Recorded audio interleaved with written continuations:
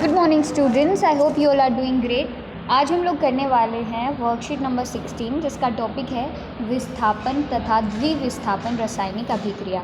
जो last worksheet थी बच्चों, उसमें हमने वियोजन अभिक्रिया देखी थी। अभी उससे नेक्स्ट टॉपिक है दैट इज़ विस्थापन तथा द्विविस्थापन अभिक्रिया देखेंगे हम लोग। तो विस्थापन क्या होता है बच्चों?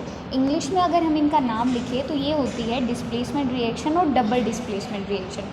तो विस्थापन का मतलब क्या है? मतलब कि एक को दूसरे से विस्थापित कर दिया, ठीक है, उसको कहेंगे विस्थापन अभिक्रिया। जैसे कि आपके पास जितने भी आपने एलिमेंट्स पढ़े हैं, है ना, तो अब ये है, देखो फर्स्ट जो आपकी ये दे रखी है, ये रिएक्टिविटी सीरीज़ दे रखी है, ठीक है, प्रतिक्रियाशीलता।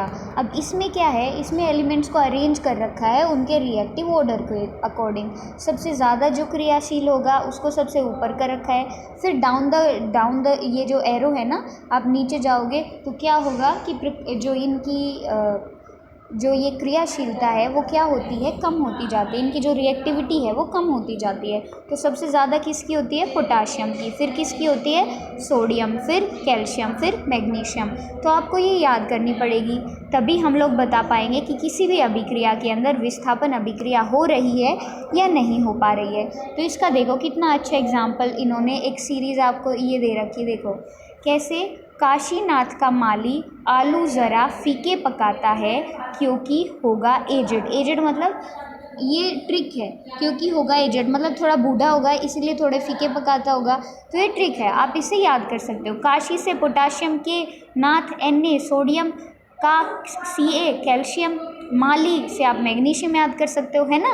तो अब इससे आपके पास एक ट्रिक हो जाती है जिससे आप लोग चीज़ों को आसानी से याद कर सकते हो। तो ऐसे आप लोग इस सीरीज़ को याद रखोगे तो सबसे ज़्यादा पोटाशियम, फिर सोडियम, फिर कैल्शियम, फिर मैग्नीशियम, एल्यूमिनियम, जिंक, आयरन, ये ऐसे होता है। तो अब हम लोग देखते हैं तो विस्थापन अभिक्रिया होती क्या है। देखो बच्चों, जब भी आपके पास देखो ये है कॉपर सल्फेट है, आपके पास एक कॉपर सल्फेट की सॉल्यूशन है, मतलब आपके पास एक कॉपर सल्फेट का विलयन, सॉल्यूशन को विलयन बोलते हैं ना हिंदी में, वो है, ये नीले कलर का है, ठीक है। जब आप इसके अंदर क्या मिला देते हो, जब आप इसके अंदर आयरन मिला देते हो तो इस सीरीज़ के अंदर देखो इधर आयरन है और कॉपर क्या है नीचे, मतलब कि आयरन ज़्यादा क्रियाशील है ना, ज़्यादा रिएक्टिव है, इसलिए आयरन जो है कॉपर को क्या कर देगा, विस्थापित कर देगा, रिप्लेस कर देगा। तो कॉपर सल्फेट सॉल्यूशन जो कि ब्लू कलर की है, जब हम इसके अंदर आयरन डालेंगे ना बच्चों, तो ये क्या कर रहा है, कॉपर को उसकी जगह से हटा देगा और FeSO4 सॉल्यूशन बन जाएगी हमारे पास, जिसका कलर क्या हो गया, हल्का हरा रंग हो गया, ये बन गया हमारे पास। तो ये क्या होती हैं, ये विस्थापन अभिक्रिया होती हैं और ये केवल तभी हो पाती हैं बच्चों जब जो ज़्यादा क्रियाशील जो तत्व है ना उसको कम क्रियाशील के साथ रिएक्ट कराते हैं, ये तभी हो पाता है। जैसे कि मान लो अगर आपके पास FeSO4 है, अब FeSO4 के अंदर जब आप कॉपर डालोगे तो क्या आपको CuSO4 मिलेगा?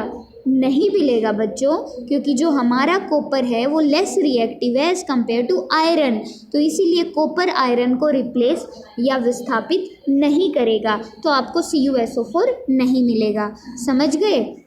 अगर पूछा जाए आयरन कर सकता है बट कॉपर नहीं करेगा। जैसे कि ये देखो पोटाशियम कर देगा अपने से नीचे वालों को, लेकिन जैसे एल्यूमिनियम को कहा जाए कि आप कैल्शियम को रिप्लेस करो किसी भी, जैसे कैल्शियम क्लोराइड वाली सॉल्यूशन में से, तो एल्यूमिनियम के ऊपर है कैल्शियम, मतलब कि एल्यूमिनियम से ज़्यादा रिएक्टिव है कैल्शियम, तो ये तो इसको रिप्लेस नहीं कर सकता। हमेशा याद रखना इस सीरीज़ के अकॉर्डिंग जो ऊपर वाला है ना वो तो नीचे वाले को विस्थापित कर देगा, बट नीचे वाला ऊपर वाले को विस्थापित नहीं कर सकता। ठीक है बच्चों, तो ये थी विस्थापन अभिक्रिया का बेसिक टॉपिक। देखते हैं, चलो पहला हो गया, ये मैंने आपको एग्जाम्पल दिया, इसी को लिखा हुआ है इन्होंने, आप इसको पढ़ लेंगे। दूसरा देखो जिंक है, ये आपके पास जिंक है, ये आपके पास कॉपर सल्फेट सॉल्यूशन है। कॉपर का है हमारे पास यहाँ, जिंक का है यहाँ, तो जिंक ज़्यादा रिएक्टिव है, इसीलिए जिंक जो है कॉपर को उसकी जगह से हटा देगा और खुद जिंक सल्फेट बना लेगा। ठीक है बच्चों, तो ये थी विस्थापन अभिक्रिया। दूसरी जो रिएक्शन है वो है द्विविस्थापन अभिक्रिया। द्विविस्थापन में क्या है, अब हमारे पास दो सॉल्यूशन होंगी, ठीक है, या आप कह सकते हो कि आपके पास दो कंपाउंड होंगे, फिर उनके अंदर आपस में अदला बदली चलेगी। जैसे ये देखो सोडियम सल्फेट सॉल्यूशन है, ये बेरियम क्लोराइड है। इन दोनों को जब आपस में मिलाया तो क्या किया, सोडियम सल्फेट में से तो जो बेरियम है ना उसने क्या कर दिया, सोडियम को रिप्लेस कर दिया। ठीक है, तो यहाँ पे दोनों का इंटरचेंज हो गया, जैसे कि सोडियम की जगह बेरियम आ गया, सल्फेट की जगह Cl आप कह सकते हो। तो Na की जगह ये गया तो ये बी, इधर ये Na2SO4 था, इधर ये BaSO4 है, बेरियम सल्फेट बन गया। इधर ये बेरियम क्लोराइड था तो इधर ये सोडियम क्लोराइड बन गया। ठीक है बच्चों, तो ये रिएक्शन ये किसका है, ये द्विविस्थापन अभिक्रिया का एग्जाम्पल है। तो इसको हम लोग इसको याद रखना, जब भी ये डबल डिस्प्लेसमेंट रिएक्शन होती है ना बच्चों, द्विविस्थापन अभिक्रिया, तब हमारे पास प्रेसिपिटेट बनते हैं। ठीक है, प्रेसिपिटेट मतलब कि अवशेप बनते हैं। जैसे कि आप लोग कोई सॉल्यूशन देखोगे, इन दोनों दो सॉल्यूशन को जब आपस में आप मिला दोगे तो आपको एक क्या मिलेंगे, पीपीटी मिलेंगे, प्रेसिपिटेट्स मिलेंगे इस सॉल्यूशन के अंदर बनते बनते। ठीक है, ऐसे आपको छोटे छोटे पीपीटी दिखाई देंगे। ठीक है, अलग से, जैसे कि चौक का चूरा होता है ना, ऐसे आपको येलो कलर का या किसी भी रंग का अलग से चूरा छोटा छोटा दिखाई देगा। उसको हम लोग क्या बोलते हैं, उसको अवशेप बोला जाता है। ठीक है, और अवशेप बोलते हैं, अवशेप जिस भी अभिक्रिया में बनेंगे तो उनको हम लोग कौन सी अभिक्रिया कहेंगे, उनको हम कहेंगे अवशेपण अभिक्रिया। ठीक है, तो द्विविस्थापन अभिक्रिया को हम लोग अवशेपण अभिक्रिया क्यों कहते हैं, क्योंकि इसके अंदर क्या बन जाते हैं बच्चों, अवशेप बन जाते हैं। जैसे कि BaSO4 का जो सफ़ेद अवशेप हैं SO4 2 नेगेटिव Ba2 पॉजिटिव की अभिक्रिया से बनता है। लाइक जब SO4 2 नेगेटिव और Ba2 पॉजिटिव आपस में मिल जाते हैं ना ये दो आयन, तो इनसे कैसा अवशेप बनेगा, BaSO4 अवशेप बनेगा। ठीक है, अब देखो क्वेश्चन डिस्कस करते हैं। दो आज की रिएक्शन थी, आपको बिल्कुल अच्छे से समझ आ जानी चाहिए। तो पहला जो क्वेश्चन आप कर लेना इस सीरीज़ के अकॉर्डिंग, ये आप याद कर लेना बच्चों, कितनी अच्छी ट्रिक दे रखी है। काशीनाथ का माली आलू ज़रा फीके पकाता है क्योंकि होगा एजड। ठीक है, तो इसको आप याद कर लो अच्छे से, आपको आगे भी बहुत काम आएगी। दूसरा है, दो रिएक्शंस दे रखी हैं। अदिति ने लोहे की कीलों को कॉपर सल्फेट के विलयन में डुबोया। अब अगर लोहे की कीलें मतलब आयरन को किसके साथ, कॉपर सल्फेट में डुबोया, तो डेफिनेटली आपके पास कौन सी रिएक्शन हो रही है, ये वाली रिएक्शन। ठीक है, उसके बाद अगला देखते हैं। तबस्सुम ने तांबे के तार को आयरन सल्फेट की सॉल्यूशन में डुबोया।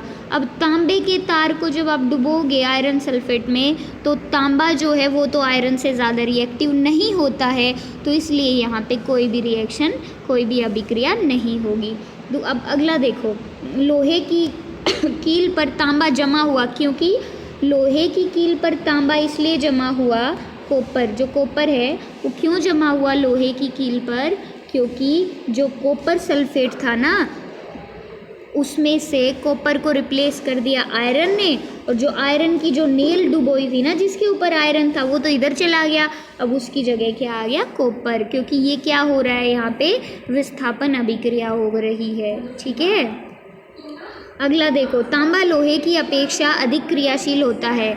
हाँ बिल्कुल, नहीं, इसका रीज़न देखो, लोहे की कील पर तांबा जमा हुआ, क्यों जमा हुआ, तांबा लोहे की अपेक्षा अधिक क्रियाशील होता है, नहीं बिल्कुल नहीं। इधर देखो, तांबा कॉपर होता है ना, तो कॉपर नीचे है, आयरन ऊपर है, तो आयरन ज़्यादा क्रियाशील होगा। लोहा तांबे की तुलना में अधिक प्रतिक्रियाशील होता है, डेफिनेटली होता है, तो ऑप्शन बी। अगला देखो, अदिति ने क्या रंग परिवर्तन देखा, तो इसमें देख सकते हो आप, आयरन और तांबे की जो सॉल्यूशन है रिएक्शन कराएंगे तो कैसा परिवर्तन हुआ, नीली जो सॉल्यूशन थी ना उससे हल्का हरा कलर, नीले से हल्का हरा। अगला, द्विविस्थापन अभिक्रिया को अवशेपण अभिक्रिया भी कहते हैं, उदाहरण सहित स्पष्ट कीजिए। तो इसमें क्या है, क्यों कहेंगे, क्योंकि अवशेपण अभिक्रिया इसलिए कहते हैं क्योंकि जो अवशेप है ना वो बनते हैं, इसलिए इनको अवशेपण अभिक्रिया कहते हैं। उदाहरण आप दे सकते हो सोडियम सल्फेट सॉल्यूशन का और बेरियम क्लोराइड का। ठीक है, BaSO4 आपके पास यहाँ पे अवशेप बन रहे हैं, प्रेसिपिटेट बन रहे हैं। ठीक है, तो आज का काम था बच्चों, आई होप आप इसको अच्छे से समझ के कर लोगे।